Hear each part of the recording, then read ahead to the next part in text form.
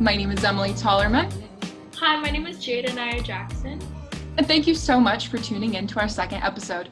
Today we're going to be talking about playwriting. We have a great show planned for you. Today we will be exploring the ins and outs of playwriting. I am personally so excited for this episode. I love writing plays and scripts by myself and just for fun. And so I'm so excited to learn more. One of my favorite field trips that I've ever took to school is for the Young Playwrights Festival.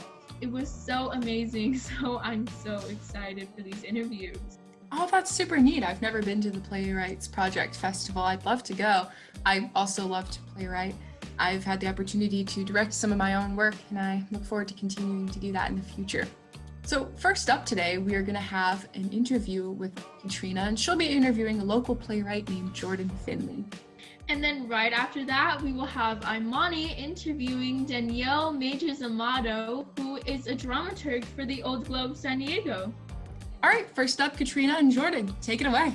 Hi, awesome. So I have Marie Finley. Jordan is a youth playwright, and well, Jordan, take it away. Thanks. Okay, I'm Jordan Finley. My pronouns are she, her, hers. And I've been writing since about second grade, I'd say. We had to write these folk tales in our class, and mine was accidentally 42 pages. And it was really extra, I know. And I developed a little bump on my ring finger that has not gone away from how much I was writing. But I'm currently a sophomore at UC Santa Barbara, and I'm majoring in CCS writing and literature and the BFA in acting. Besides writing, I also am an actor, a dancer, a nerd. I don't know. That's way too much time on TikTok. Yeah. I think we've all spent too much time on TikTok during the pandemic. So, Jordan, what got you into playwriting beyond the second grade thing? My senior year of high school, my drama teacher had an assignment where we had to write a 3-minute scene, and I think we got prompts, my prompt was a McDonald's bag or something. But I ended up writing a scene about two siblings. One was late coming home from work and the other was freaking out. And at the end of the scene, he found out it was because the brother's undocumented. And then she really liked it. She had our class perform it in a showcase. And then she was like, hey, you should turn this into a full play and submit it to Playwrights Project. So I did, and then I won. So it ended up being called Feliz Cumpleaños, and it was produced in 2020 at the Play by Young Writers Festival. And yeah, I don't know, from there I wrote a second play called The Love Project, submitted it to Playwrights Project, won again, so I'm working with them this year too, which is really exciting, really thankful for that. And then I wrote a third play inspired by the George Floyd protest called Why We March, that was produced by UC Santa Barbara in November. Yeah, oh, that's awesome. So I know that everyone's lives have been impacted in different ways because of the pandemic. So how has your life been impacted because of the pandemic? I mean, not just in your life, but, writing plays and acting and performing and things like that. Yeah, being in the middle of a Percy Jackson is horrible, but better than nothing. We're really lucky that the arts have not completely gone away and that there's such a strong community that I don't think it ever will. If we can overcome this, nothing's going to stop it. So I'm really glad about that. But this isn't what anybody signed up for. It's not what I signed up for. It's not what you signed up for. So we do have to reconcile with that it's really hard to stay motivated and feel like we're doing something worthwhile. We're making the most of our passion and owning our craft. And so in terms of playwriting, it's been both nice because I do have more free time, being stuck in my house all day to be working on things. But at the same time, I'm not someone who's super fond of Zoom plays about the pandemic because we're still living through it. There's no need to be capitalizing on that while we're still going through it, still living it every day. So it's hard to find plot lines that I guess make sense on Zoom without being so in your face about the pandemic. With Why We March, that was a real challenge for me because I did write it in the mindset that it would be performed in person. And so it did make it harder to translate some of the things to Zoom. And I do feel it would have had a bit of a stronger impact if we could all be in a room together. But I'm still glad that the message got to be put out there. So I'm still thankful for that. But it is hard. As an actor, as a writer, as someone who does tech, like none of us are trained for this little box world. Yeah. And it's so hard to find ways to live and be happy in it, but we'll do our best. Yeah, I mean, back to what you said, we are making the most of it. Like, if we can get through this, then we can get through anything. I will never complain about being ensemble again, please. Oh my gosh. Yes. Yes. Yeah. So, so as a youth playwright, do you have any advice for playwrights who are just starting out or who would like to pursue a career in playwriting? Anything along those lines? Something I've learned that I don't know why, but 10-minute plays are like so hot right now. Everyone just eats them up. Like, I don't know what it is, but I learned this like senior year of high school. We did it like a 10-minute play festival, and everyone was like, "Oh my God, when are you doing another one?" I was like, "Whoa, girlfriend, calm down." And like over the weekend, I was just in a Valentine's Day festival where I think it was 9 5-minute plays that were all about like Valentine's Day and love and whatnot. And it's just so cute. I don't know what it is, but people love them. I guess part of it is the Zoom world and how our attention spans are so much shorter and no one wants to be sitting in front of a screen all day. So having something short and sweet is really marketable right now. But yeah, if you can start with like a 3-minute scene and then from there develop that into a 5-minute scene, and then maybe that 5-minute scene becomes a 10-minute play. And then if you really like it, like with what I did with Feliz Cumpleaños, then you can turn that 10-minute play or however long it is into a full-length piece.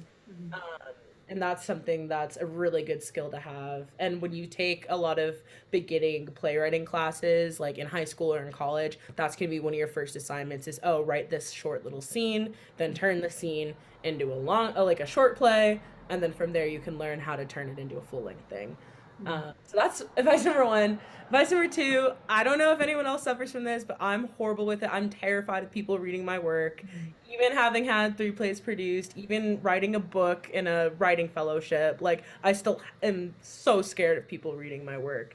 So you have to get over that. It's really hard. I haven't quite learned how to do it, but you're in college, especially, you do a lot of like peer revision and peer workshopping. So people are going to be both reading and critiquing your work, which is scary, but they just want to help you. So you have to get over that as soon as you can.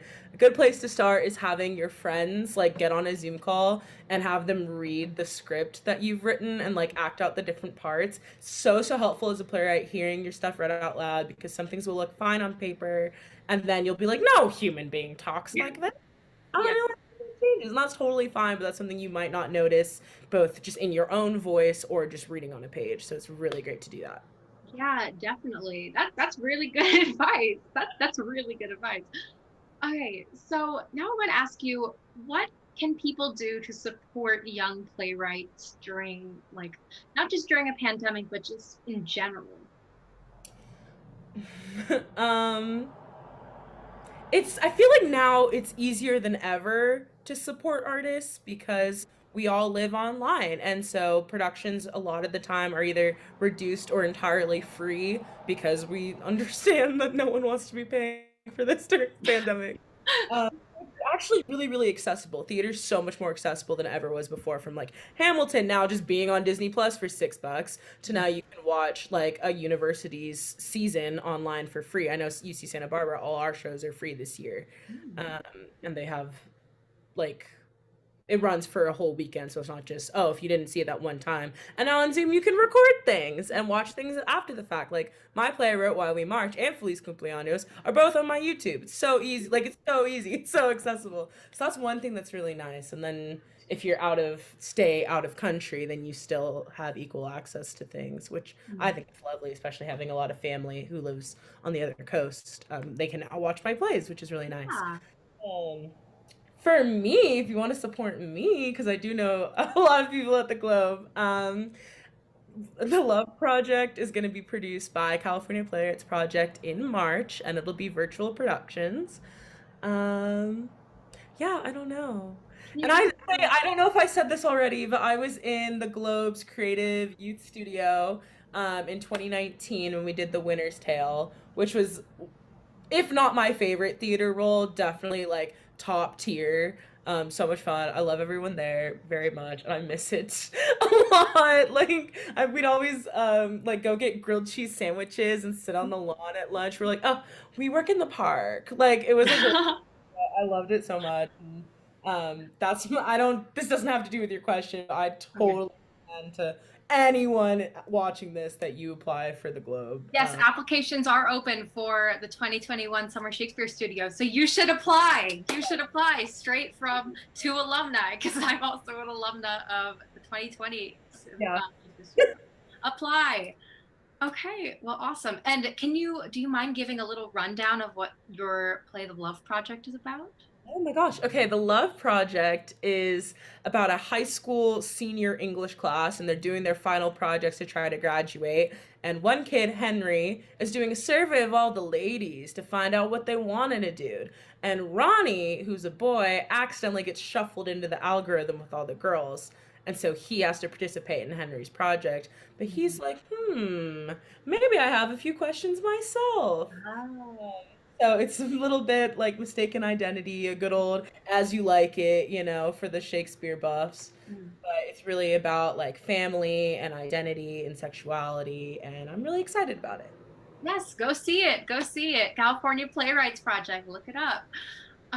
So thank you so much for your time, Jordan. And again, just reiterating what Jordan said, anything that you can do to support artists during this time, whether it's reposting someone's information about a play or going to a virtual play yourself, any of that, all of that supports artists during the pandemic. So thank you so much for your time, Jordan, our wonderful youth playwright. And thank you. Thank you so much, Jordan and Katrina, for that amazing interview. Yeah, it's so important to support new work created by youth. And next up, we have Imani interviewing Danielle about dramaturgy. Hello, Danielle. How are you today? Hi, I'm good, thanks. So, Danielle is a dramaturg, as well as there's a little more detail to your position as I understand it. So I'm just going to ask you, could you please provide for the viewers a brief overview of your job, just very brief? I am the literary manager and dramaturg at the Globe, which means that as literary manager, I oversee all of the scripts that are coming into the theater. I help process them, sort them, seek them out, deal with agents, and then as a dramaturg, I work with writers and directors in the process of putting those works on the stage. Very awesome, very interesting. So that's actually I knew there was the title literary manager, but I wanted to know more about that. So I'm glad you provided that for us. Thank you. So that's great. That segues perfect to my next question. So have you ever collaborated with a playwright on a new piece? So someone's working on a project and you're working alongside with them with your capabilities. Yes, absolutely. And that can happen in a bunch of different ways. At the Globe, one of the things we do is we commission writers to write new work for us. And in that case, we're working with the writer just from the very baby idea all the way through first draft and maybe a workshop and then hopefully a production. Or else I'll come into the process when a play is already finished and ready to go up, and then just through the process of working with the writer in rehearsals to help them make sure feel like they're achieving their goals. So like you help post play finishing sometimes in terms of collaborating to make incremental changes and tweaks and stuff like that, right? Right on. Absolutely. And maybe not so incremental changes. I mean, we've had some writers really overhaul plays during the process of rehearsals and even in the process of previews. I mean, in a new play, that play's not done until opening night. Well, they say the old joke is that a play is never finished. It just opens. So it's but the play whole scenes could be changed up to opening night. So a new play in rehearsal with a writer is really, really flexible. So it can change a lot. You answered the next question I was going to ask in terms of what is your duty normally as the dramaturg within the process. So what other roles? I mean, it can actually, my duty as a dramaturg can change radically on different productions. I mean, I'm basically there to take my skill set, which I think is in sort of analyzing plays and knowing the history of how plays have been written, staged, and produced, and to sort of serve the production in any different way that those skills will help. That could be, doing historical research for a play that needs that. That could be helping the director track a vision over the course of a rehearsal process. That could be telling a playwright what I hear when I see the play so that they know what a sort of test audience person is experiencing. So it really just depends on the project, on the playwright, on how they like to work, on what kind of feedback they like, and how my skills can be useful in the process. It can be really a completely different job depending on the play. Oh wow, that's really interesting. It's very contextual. I'm curious about what you just said in terms of being like a test audience. When you have to be a test audience, sometimes do you ever have to kind of wipe yourself of your literary manager dramaturgical experience to sort of be a more typical audience member, or are you going in there with like everything that you've got, you know what I mean, as your test, in terms of being a test audience member, and you're really, getting on the director's case because it's like you're the most educated audience member in the audience, you know what I mean? So what do you, how do you approach doing that? I mean, I think that dramaturg can put on many different lenses. And I think that some people say that the dramaturg isn't a person, it's just a lens. It's just a way of seeing the work, to sort of ask yourself the questions of, how is this working? Is this what you wanted? Is this theme that you bring up here? Are you trying to echo it here? So you're the person who's asking questions. That's the lens. But you can hopefully, just like a literary manager, as a literary manager, I'm helping to select work for the Globe to produce. So I have to have the lens of what I like and what I think is a really good play. And I have to have the lens of what the artistic team is looking for. And I have to have the lens of what our audience likes. So you have to be able to see the same piece through multiple lenses at the same time. So I don't think I ever turn off my educated audience member brain, but hopefully I can say, okay, this is probably me. If I were this person, I might see it this way. If I were this person, I might see it this way. So, I mean, hopefully you just sort of switch out your way of seeing, or you're able to use them all at the same time. I like that. Lenses. It's a lens. That's a good way of looking at it. That's really cool. So what's the main difference in between creating a new piece in collaboration with a playwright as a dramaturg, as opposed to working on a previously produced play as a dramaturg? So you know what I mean? Like between producing, let's say, Tempest, as opposed to, I know that you said the commissions, let's say one of Ken Ludwig's pieces, right? So what's the difference? Well, when you're working on a play with the director, where the playwright is not in the room, then in some cases you might be the advocate for the playwright or the advocate for the play. And you might say, oh, I think there's this layer that the writer is doing that's this. And so you might sort of be the voice of the writer in the room. Or you might be the director's sort of other collaborator in the room. When you're working on a new play, really in the theater, a new play having its first or second production, those productions are all about the writer. Those aren't, I think that nobody on the team sees, hopefully, nobody on the team sees the world premiere as like, this is where we do our giant design innovation. This is where we get all crazy and do a crazy interpretation of your play. That's not that's not what a director wants to do on a premiere of a new play. They were really all focused on, the writer's vision and trying to ask questions. I mean, I think as a dramaturg, one of the main things I do is ask questions. Like, oh, do you think it's this, or do you see it like this, or is this one of the things that you're hoping will come across in this scene? Or I'm really feeling angry at them right there, that character. Like, is that part of what you're trying to achieve? And if that's not, what is that? Where's that coming from? So I ask a lot of questions, but really in those world premieres, the director, the designers, the dramaturg especially, are really focused on the writer and helping that person's vision come to the front. Very interesting. And just to kind of recap on that, because that's You give me a great answer there. I just want to pick it apart a little more. So in terms of, so when you're working alongside a playwright with a new piece or a world premiere, it's more writer centered, right? But so when it's not a world premiere, who's it centered? The director's vision, or Usually, yeah, I would say, yeah. I think that the director is sort of the central interpretive artist. So it's usually the director who, say it's a Shakespeare, and it's usually that director is exploring a particular vision of the play. Now, no director is doing that in a vacuum. They're doing that with the collaborative spirit of this team and these designers and these actors, like they're making it together. But yeah, you're usually helping the director to sort of explore and dig and follow their path through the piece. Very interesting. Which, if it's really that clear cut, which process do you prefer? Oh no, that's impossible. I can't pick my favorite, baby. This is not Sophie's choice.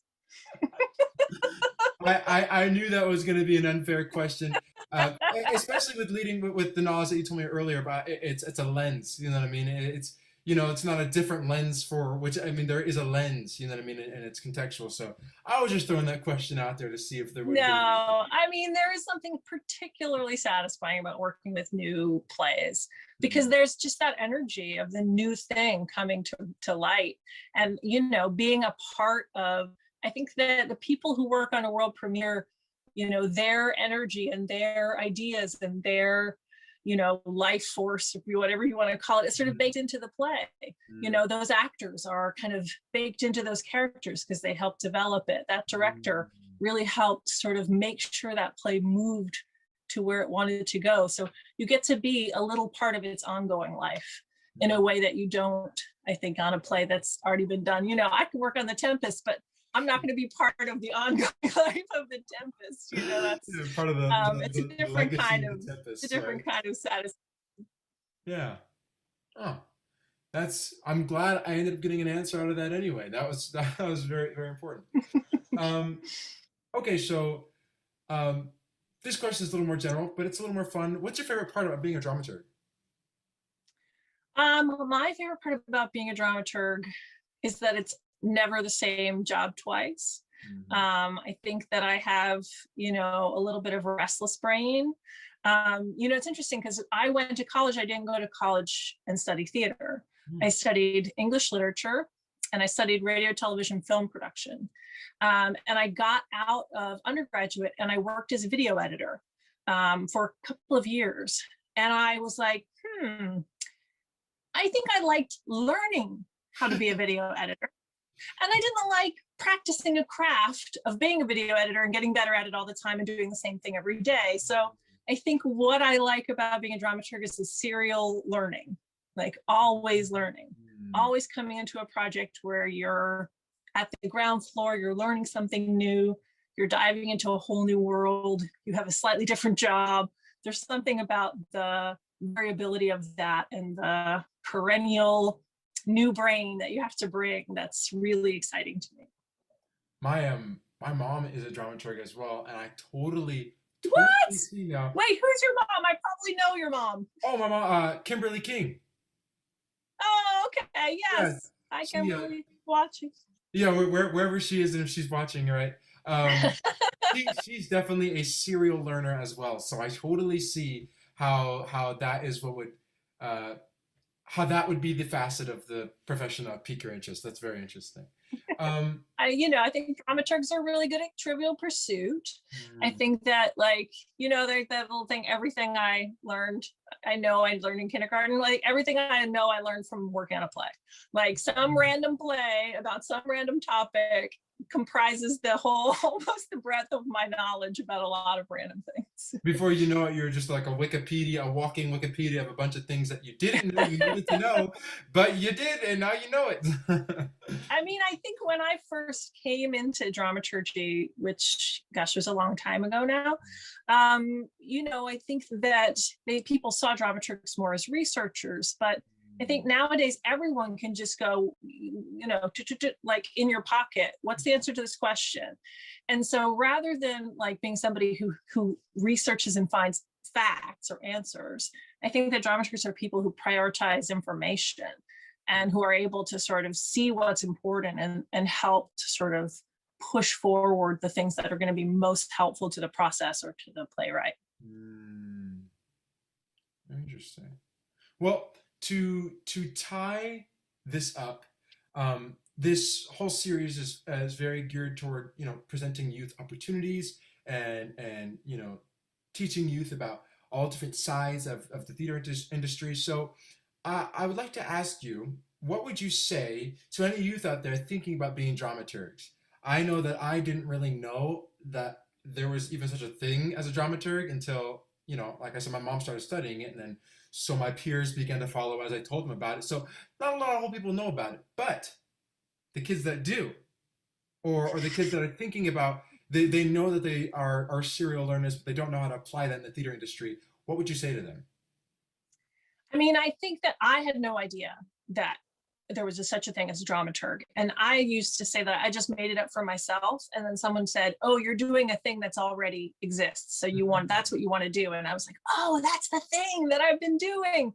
And I think that the great thing about theater is no matter what your interests are, no matter what your skills are, there's literally a place for you working in the theater. There is a place for literally everyone. There is a place for accountants. There is a place for electricians. There is a place for, actors. There is a place for visual learners. There's a place for textual learners. There's a place for serial learners. There is a way for people to do the thing that they're good at within the art of the theater, which is something that I did not know, which is why I didn't go to school for it, because I was like, I don't want to be an actor. Well, theater's not for me. I think that there are so many different ways to be in the theater and to sort of work in the theater and to have art in your life. And I think that in almost no matter what those things are, you just want to try it. You just want to get in there and start doing it, whether that's telling a professor or a director in high school that you want to try this. Like, I want to try being a dramaturg. Help me try it. Because the best way to learn it is to try it and to, get people together who want to make a show together, whether that's in school or after school, and, try on that role, take it on and see what it's like. Right, you got to make your own opportunities a little bit for almost anything, but especially for dramaturgy. I suppose for people that didn't know about that, that didn't know that a dramaturg was a position, and like you said, we're kind of making it for themselves. It's kind of awesome that you're making it for yourself, and then you found out, oh wait, like I don't have to. Well, you see, what I do is, you were able to find, what you wanted to do in that. So that's really awesome. And but then you have to. Well, you don't have to explain to your parents what it is, because your parents know. But my dad was like, he's a chemist. So can you just write that on a note card so I can have it in my pocket? So when someone says, what does your daughter do? I don't have to be like, look, I don't know. He wanted an elevator pitch? He wanted an elevator pitch? Some mysterious thing. I don't know. I just hope she gets a job. Oh. That was his main. The struggle of artists trying to prove ourselves, like what we do, to people that don't really quite, but that's exactly. But it's interesting, because I've been thinking and talking about this a lot lately with people, like, there are so many different ways to, be a playwright, be an artist, be a dramaturg. Like, it doesn't have to be something that makes people money. Like, you don't have to make money. It doesn't have to be like your whole life and your whole career and the thing that you're hanging your bills on. It can be a thing that you do because you love it. And, it's not like lesser than to be for it to be your avocation instead of your paid profession. So there's no reason not to do it. And to all the youth out there, I mean, that's what a lot of people are doing. There's not everybody gets to be so lucky to where they get to make, their living, or they're even famous or a star or anything like that. It's just so unlikely. But what isn't likely is your ability to enjoy what you do. and to make sure that you are enjoying it while you're able to live. So, I'm really glad you mentioned that. That's very important. Yeah, you can do it. You can do it. You don't have to be afraid by the fact that what if I can't make a living as an actor? What if I can't, make a full-time living as a dramaturg?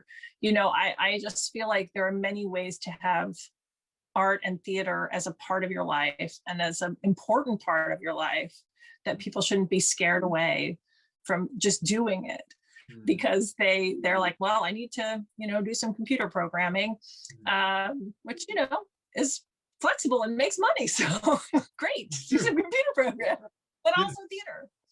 Yeah, you could easily do both. And that's so hilarious that you mentioned that, because I'm a computer programmer and I do both. That's hilarious that you mentioned that. So literally it can happen. I could just feel it. You could tell. You could tell. Is it all the tech or something? I could tell you are smart enough to do that. do I look like a nerd or something? No. Well, very insightful words. I really appreciate you taking the time to provide them for me and all of our viewers. And it's been a pleasure talking with you. Nice talking to you too. All right, this is Imani signing off. Thank you so much, Imani and Danielle. That was amazing. Before we go, we wanted to let you know about an opportunity here at the Old Globe. You might have heard Katrina and Jordan talking about how they're alumni of Shakespeare Studio. Emily and I are also alumni of Studio 2020. It was so much fun. We got to put on Romeo and Juliet while learning about music, dancing, acting, singing, and so much more. I also got to make a bunch of great relationships with people I still talk to today. Emily, how was your experience with the studio? My experience during studio was great. I got to meet a bunch of new people that I still am friends with today, and it was great to learn about Shakespeare and connect it to both music and dance. And I can't wait to see what the class of 2021 does. You can apply now today. Another opportunity here at the Old Globe is Theater Design Studio. This is focused more on behind the scenes of theater, so if you're interested in that, I would definitely look into this. It talks about costume design, prop design, set design, and so much more. It's a new topic every week, and applications are open February 22nd, so yes, look forward to that and make sure to apply. Yeah, for more information on both of these programs, you can go to the Old Globe website and then to Arts Engagement. Make sure to come back for episode 3 where we'll be talking about stage managing. Now, this has been Emily. And Jada. And we will see you next week. Same time and same place. See you next week. Bye.